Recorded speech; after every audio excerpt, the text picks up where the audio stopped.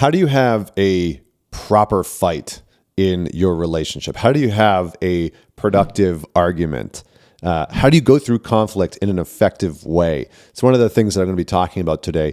And I want to start off by giving you a really interesting piece of information and data, which is that 96% of the time, how a conflict goes in the first 3 minutes is going to determine the trajectory of that conflict for the rest of the argument and almost every single time it comes up, right? Because most couples have cyclical fights in their relationships. They have reoccurring and repetitive arguments about the same thing over and over and over again.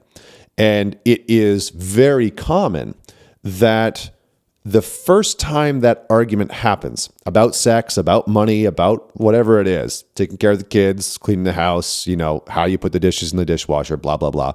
It's very common that the first time that that argument happens, how it goes in the first 3 minutes is going to determine the trajectory of the rest of that argument in that moment, but also is going to determine the trajectory of that argument almost every single time it comes up.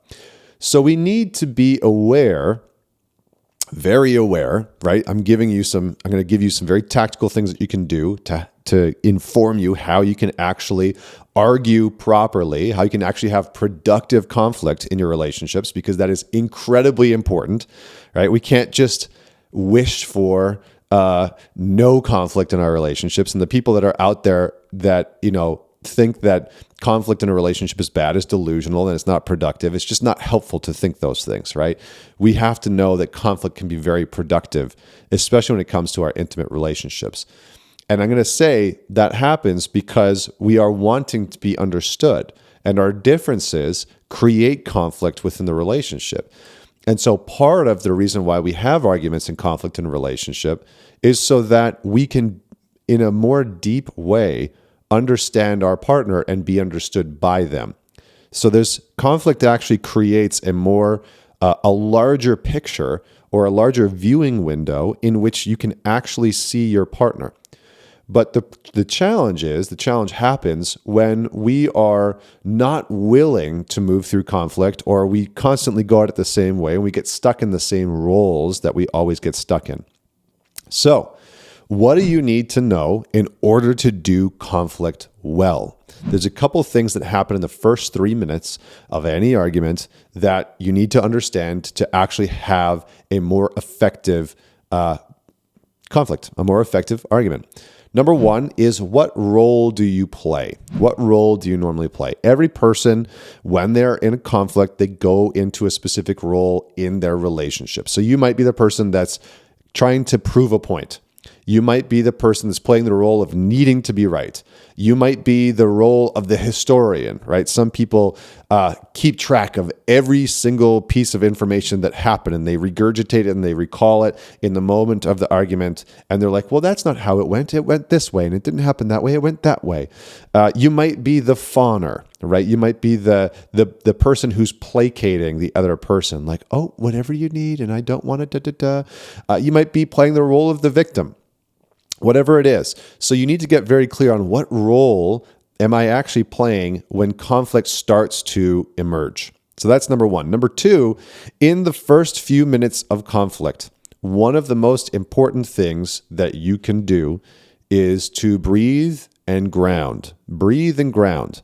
Now, the reason why I say this is because in the first 3 minutes, if you escalate very quickly, if you're somebody that goes from 0 to 9, on the angry scale, on the reactive scale, that is going to set the tone for the rest of the conflict. So if you become defensive immediately, and you can tell that you're defensive, but you just keep going with it, or you start to go on the attack immediately, the more that you do that in the first 3 to 5 minutes, the more that is going to set the tone for the rest of the disagreement. So the best thing that we can do is to breathe and ground. And you might need to actually call yourself out and say, listen, I'm getting really defensive, or I feel really reactive, or I feel really angry. I need a minute. I need to pause. That's okay. Even if it's in the first 60 seconds, right? Your wife or your girlfriend might say something and like, boom, you feel that spark. And all of a sudden you're just like, oh, I'm going to tell you who's right, and you want to go on the offensive. Catch yourself in the moment, take a breath and say, you know what? I just got really reactive. Hold on, just give me a second. And, she might not listen to that. She might keep coming, but you reinforce that part. You reinforce the boundary, what you need in that moment.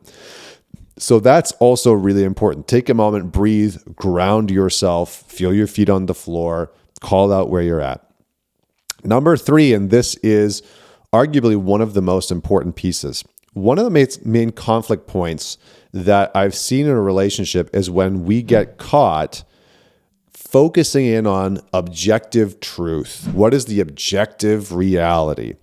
And what ends up happening is that we miss out on the subjective truth or the subjective experience of ourselves and the other person.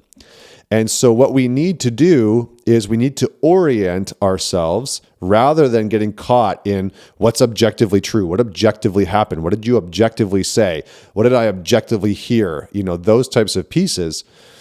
We need to move to a more subjective reality. What did you experience? What are you trying to say? What do I need to understand about you and your subjective reality, your subjective experience? Because when you can do that, you actually create a shared reality, what I call the relational reality. And couples start to break down, relationships start to break down when the relational reality starts to get distorted, where one or both people in the relationship stop understanding the other person's subjective reality. And they stop seeking to understand and listening to the other person's subjective experience. And so you can practice this. You can have a conversation with your partner of like, hey, we need to prioritize understanding each other's experiences and not get so caught in what objectively happened, what objectively got said, those types of pieces, because that sometimes can be out there in the world, and where a lot of couples get caught arguing is about objective reality. No, this objectively happened, and you objectively said that, and blah, blah, blah, blah, blah. When what we actually need to move back to is, well, what did you experience when I said that thing? What did you experience when I forgot to bring home X, Y, and Z from the grocery store?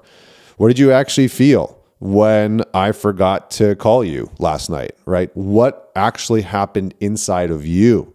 And then hopefully there's room, and hopefully your relationship has space for this, for you to often say, here's what's subjectively happening in me, right? When you said X, Y, and Z, I experienced this. I experienced anger. I experienced reactivity. I felt defensive, or I experienced disappointment because you said you're going to do something and you didn't follow through on it. You said you're going to pick the kids up and then you expected me to do it, right? So being able to create a dialogue for you and your partner where both of you are like bloodhounds for the other person's subjective reality, or truffle pigs trying to sniff out the other person's objective reality. What actually happened inside of you that I can start to tune into? And the more that each of you can become proficient at that, the less likely conflict is going to erupt. The more likely in the beginning of conflict, you are automatically going to start to train yourself to, rather than defending, well, is that right? Is that objectively what got said? Is that really true? Blah, blah, blah, blah. You're going to start to attune yourself and focus in on, what is this person experiencing right now? What are they actually going through? What are they trying to communicate about what they're feeling? And then is there room for me to also express that thing? And if you're the one that's upset, then vice versa, right? That you have room and space to communicate your subjective reality of, here's what I experienced, and maybe that's not what you meant, and maybe that's not what you intended, but here's how it landed for me, right? Here's my experience.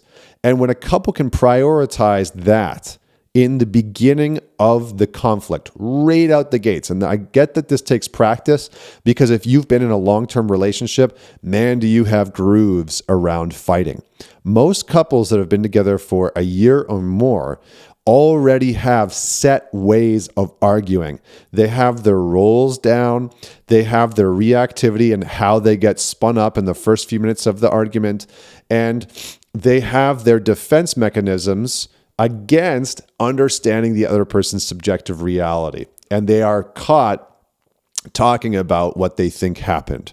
So we want to move back towards what did you experience? And we want to do that relatively quickly in the beginning of the relationship. And if you've been with your partner for a very long time, watch this video, right? Watch this video, listen to this podcast. If you don't want to watch this on YouTube, listen to it on my podcast on Spotify, the Man Talks podcast, and have a conversation with your partner about what do you actually need to understand what's going on inside of me, and what do I need to know to understand what's going on inside of you when conflict happens. And a great question for you and your partner to discuss is, what does the first 3 minutes of our conflict normally look like?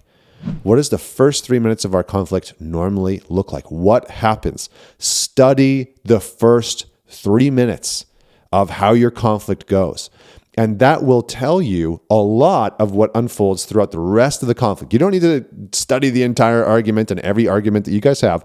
Study the first 3 minutes. And when I say that, what I want you to really look at is what happens inside of me subjectively, and have your partner do the exact same thing. What happens inside of them?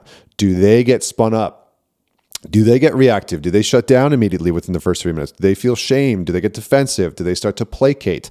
What happens inside of each of you? Identify that very clearly. Talk about it openly so that the next time conflict emerges, you can catch yourself, they can catch them, and you can start to work on, again, communicating each of your subjective realities. So thank you so much for tuning in. Share this, man it forward with somebody that you know will enjoy it or could use it. And until next week, this is Connor Beaton signing off.